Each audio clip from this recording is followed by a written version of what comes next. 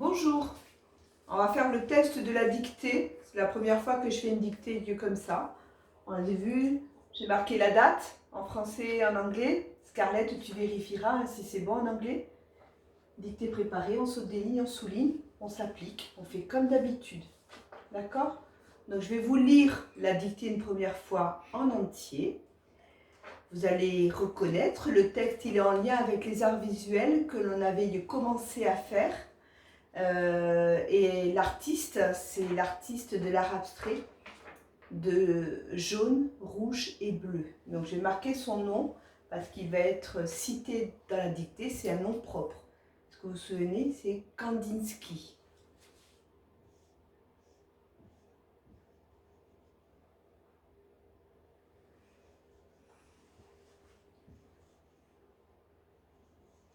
Voilà. Son nom apparaîtra 2 fois au moment de la dictée. Donc vous l'avez écrit ici, on ne peut pas faire de faute. Ensuite, comme il y a 3 morceaux de dictée qui sont liés aux 3 groupes couleurs de la classe, il y a le groupe jaune, le groupe vert et le groupe violet, ça n'a pas changé, chacun sait la couleur du groupe auquel il appartient. Je préciserai quand tel groupe doit s'arrêter. Je rappelle les consignes qui n'ont pas changé. Dès qu'un groupe s'arrête et que les autres poursuivent la dictée avec moi, eh bien ce groupe-là a une consigne, de relire en silence sa dictée et pour l'aider à vérifier s'il a bien tout écrit et penser surtout à tous les accords, y compris la ponctuation avec les majuscules. Je vous rappelle le code que je vous demande de respecter. Ils vont me chercher sous cette forme-là en soulignant le verbe de chaque phrase, le verbe conjugué, l'autre ne m'intéresse pas. Ensuite, dans les groupes nominaux, qu'ils soient sujets ou compléments,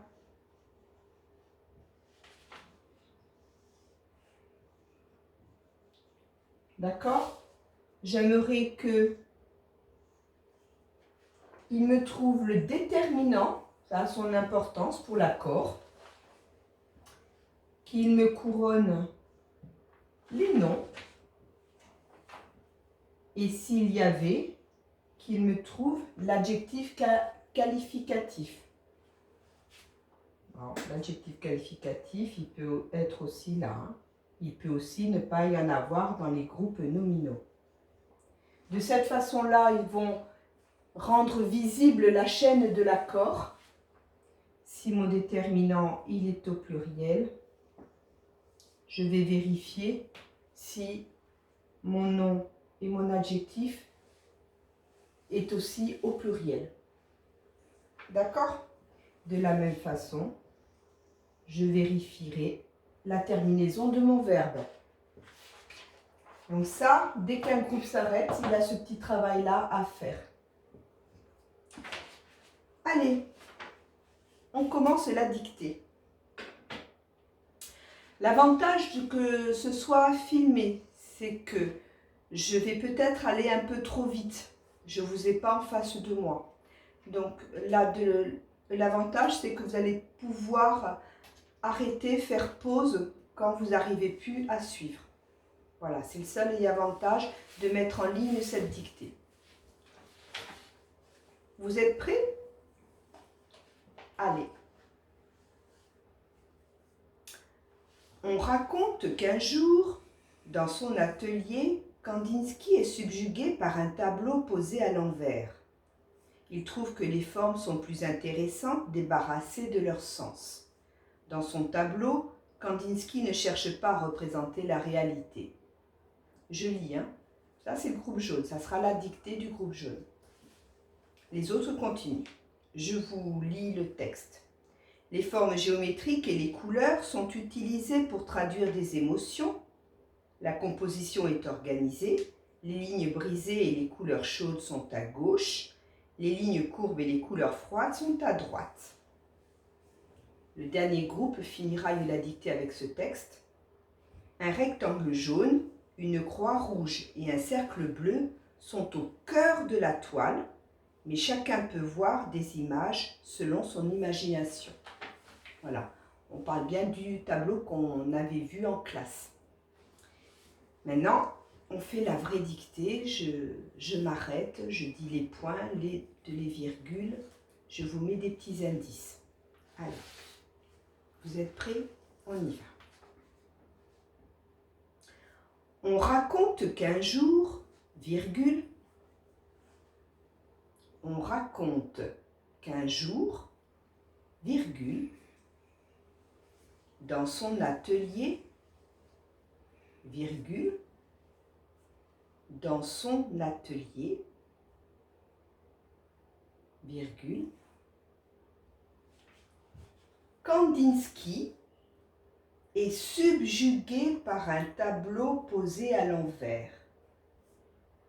Kandinsky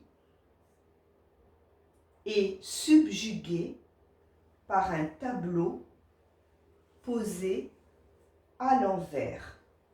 Point. Kandinsky est subjugué par un tableau posé à l'envers. Point. Je vous relis la phrase. On raconte qu'un jour, virgule, dans son atelier, virgule, Kandinsky est subjugué par un tableau posé à l'envers. Point.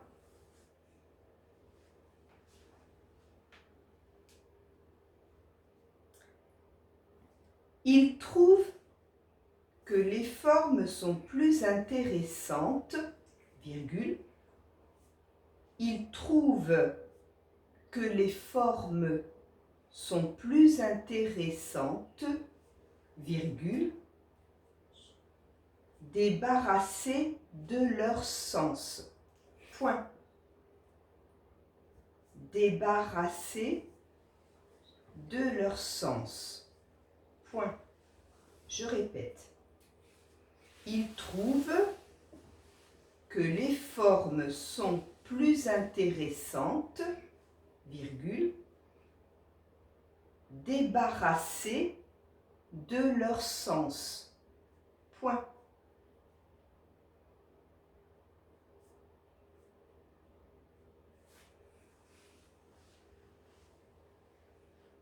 Dernière phrase pour le groupe jaune. Dans son tableau, virgule, dans son tableau, virgule, Kandinsky ne cherche pas à représenter la réalité. Point. Dans son tableau, virgule, Kandinsky ne cherche pas à représenter la réalité. Point. Le groupe jaune s'arrête là. Vous relisez dans votre tête, vous me codez toutes les phrases de cette façon et vous réfléchissez et vérifiez si tous les accords ont été faits.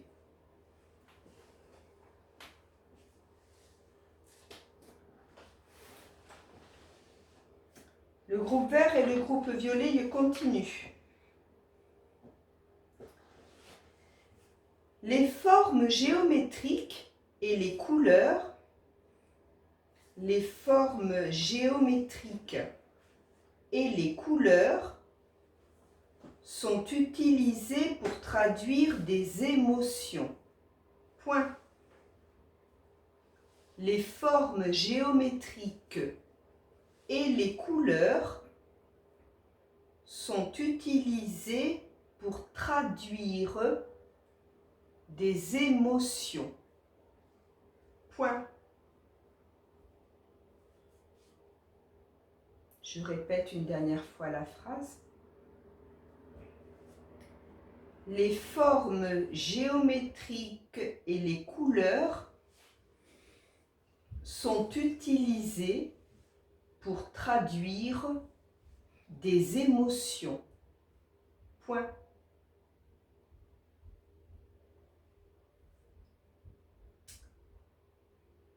La composition est organisée.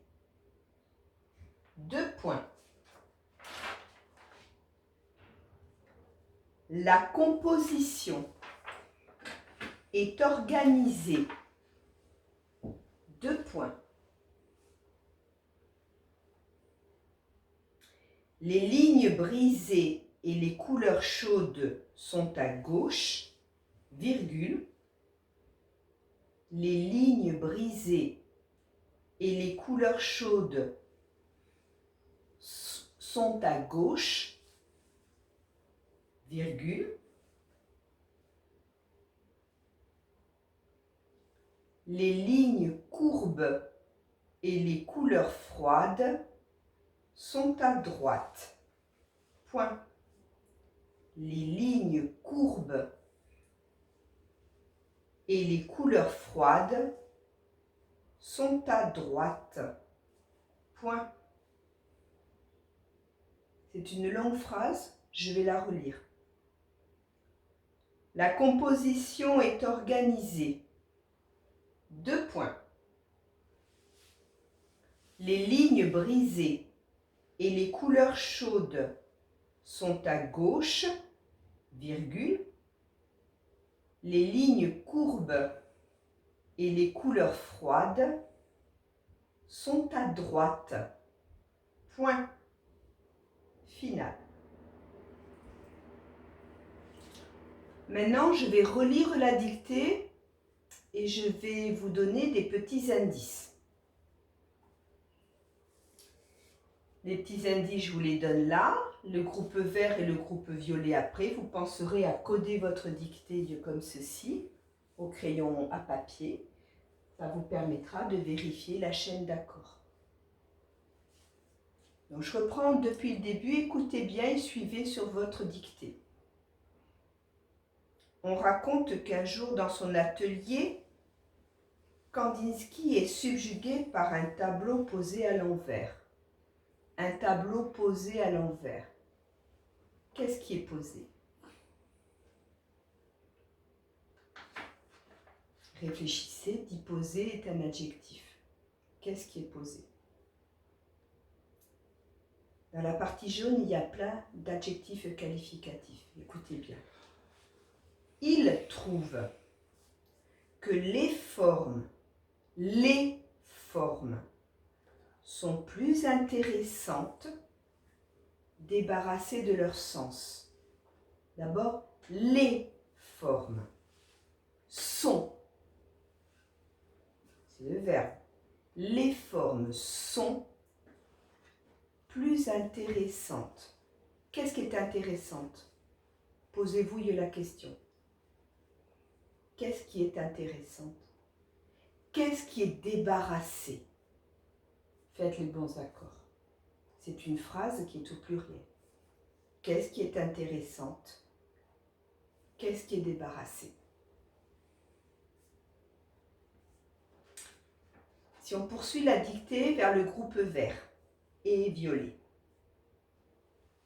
Beaucoup de pluriel là. Écoutez-moi. Je relis. Les formes géométriques. Qu'est-ce qui est géométrique? Je relis. Les formes géométriques et les couleurs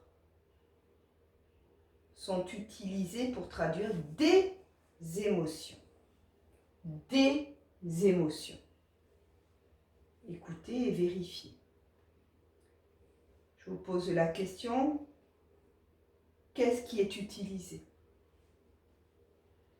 Je répète, les formes géométriques et les couleurs sont utilisées. Qu'est-ce qui est utilisé?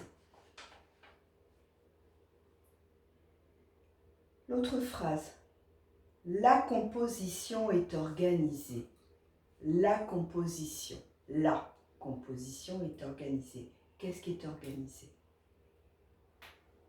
Organisé. La composition. Faites les bons accords.